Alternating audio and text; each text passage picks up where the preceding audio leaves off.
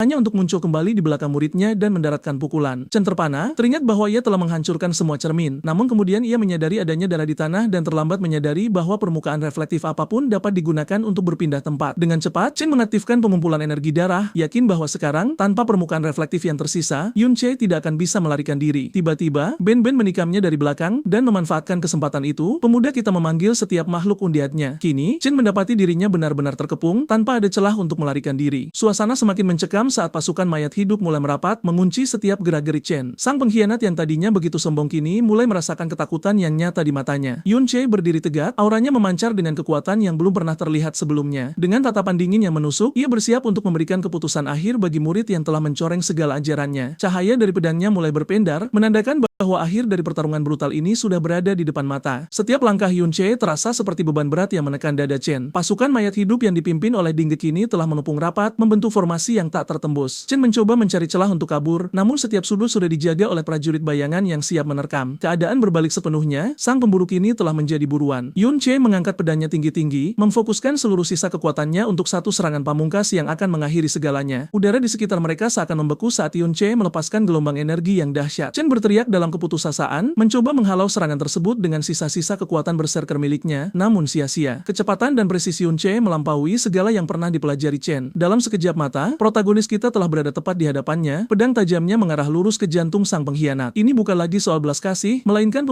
pembersihan atas dosa yang telah dilakukan selama bertahun-tahun. Suasana hening sejenak sebelum dentuman keras mengguncang seluruh kastel. Dengan tertancapnya senjata Ben-Ben dan tepungan seluruh pasukan Undead, Chen akhirnya jatuh berlutut tak berdaya menghadapi takdirnya sendiri. Yun Che memandang mantan muridnya itu untuk terakhir kalinya dengan perasaan campur aduk antara amarah dan kesedihan yang mendalam. Pengkhianatan ini akhirnya mencapai puncaknya, dan sang guru telah kembali untuk mengambil kembali apa yang seharusnya menjadi miliknya sejak awal.